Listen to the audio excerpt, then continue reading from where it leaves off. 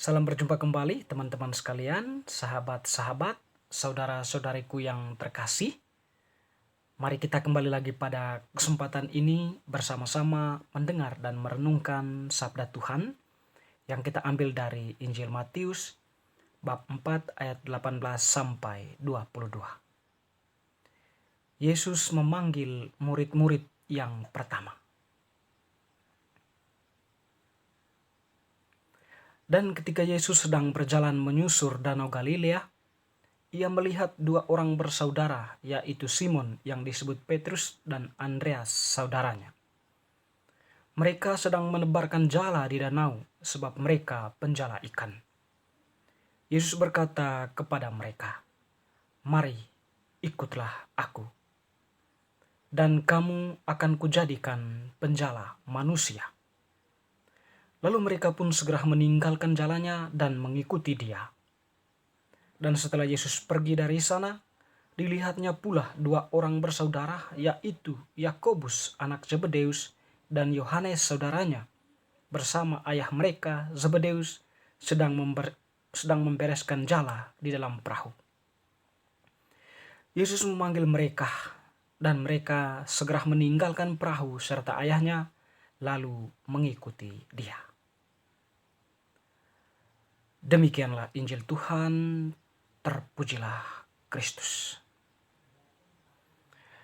Teman-teman, sahabat-sahabat, saudara-saudaraku yang terkasih, bacaan yang telah kita dengarkan tadi ditampilkan kepada kita Yesus yang memanggil murid-murid yang pertama. Dikatakan dalam Injil tadi ada 4 murid pertama yang dipanggil Yesus, yaitu Petrus dan Andreas saudaranya, dan Yakobus anak Zebedeus serta Yohanes saudaranya. Peristiwa pemanggilan Yesus itu terjadi di pinggir pantai. Dengan demikian bahwa murid-murid yang pertama yang dipanggilnya itu adalah para penjala ikan. Teman-teman yang terkasih, menarik dalam peristiwa panggilan keempat murid pertama itu, ketika Yesus memanggil mereka, "Mari ikutlah aku." Artinya suatu seruan atau suatu panggilan yang setidaknya mempunyai suatu kekuatan atau suatu kata, suatu pernyataan yang sangat berwibawa yang diungkapkan oleh Yesus dan berpengaruh besar bagi pendengarnya, secara khusus tadi bagi keempat murid pertama itu. Hal itu nampak kita lihat reaksi dari keempat murid tadi, Petrus dan Andreas, Yakobus dan Yohanes. Ketika Yesus memanggil mereka, mereka langsung mengikuti dia. Tidak ada kata penolakan atau tidak ada kata alasan-alasan tertentu yang keluar dari para murid itu atau keempat murid pertama itu. Seolah-olah mereka pasif dan diam ketika Yesus memanggil mereka dan mengikuti saja arah atau tujuan dari panggilan Yesus itu kepada mereka. Teman-teman yang terkasih,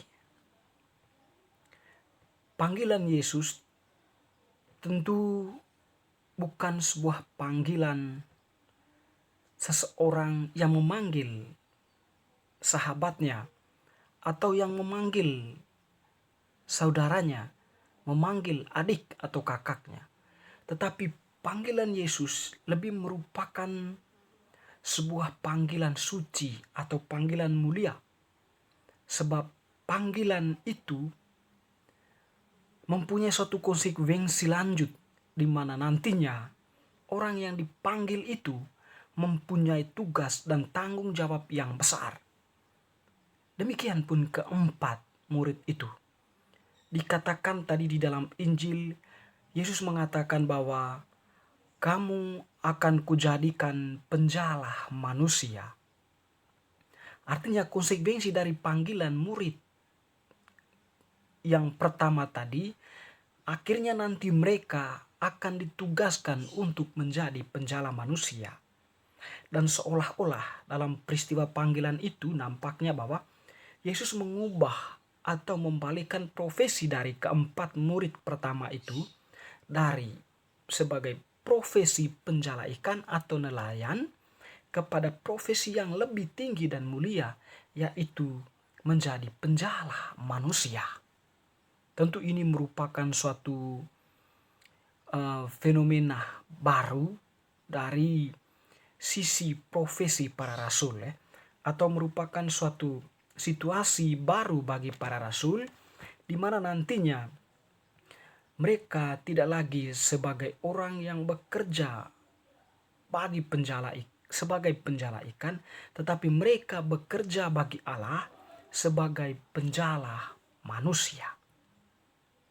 Dan kita memahami bahwa mereka sebagai penjala manusia tentu menyeret manusia kepada kebenaran, atau menjala manusia untuk percaya kepada Allah dan juga kepada Allah Putra yang datang ke dalam dunia.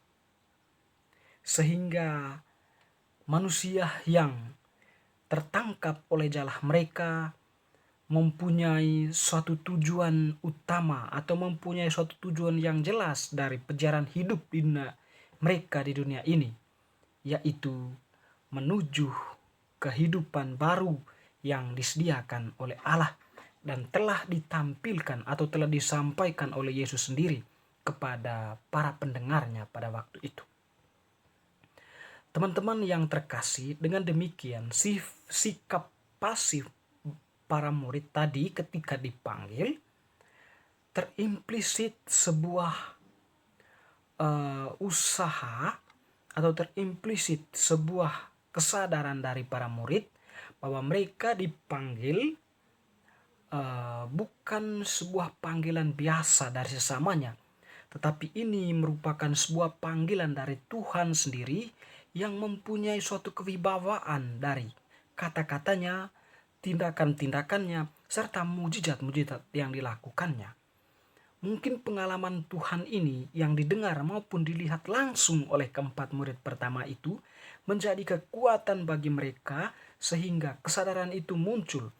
Dan ketika mereka dipanggil oleh Tuhan, tidak ada kata penolakan. Mereka langsung mengikuti. Artinya di sini mereka tidak pasif. Walaupun mereka tampak pasif, tetapi mereka aktif di dalam mendengarkan dan melakukan apa yang menjadi suara Tuhan, atau suara Tuhan ketika memanggil mereka, mereka langsung menjawab ya, dengan bukti mereka mengikuti Yesus dan meninggalkan segala-galanya.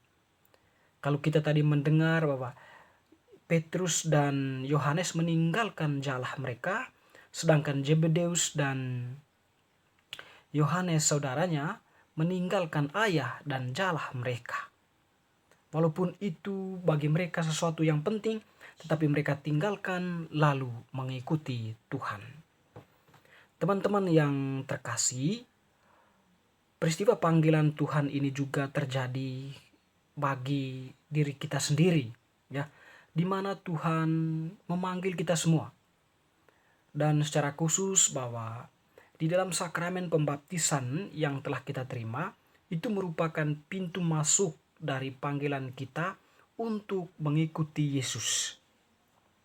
Sakramen baptis itu merupakan tanda kehadiran Allah yang memanggil kita, lalu kemudian memberikan kita tugas dan tanggung jawab sebagai nabi, imam, dan raja.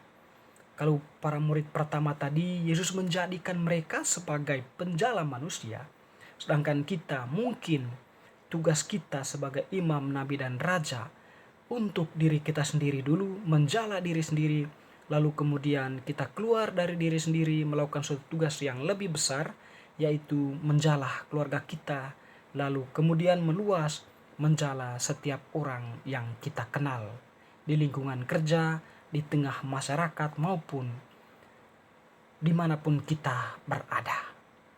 Dan ini merupakan sebuah konsekuensi dari panggilan kita sebagai orang-orang yang telah dibaptis.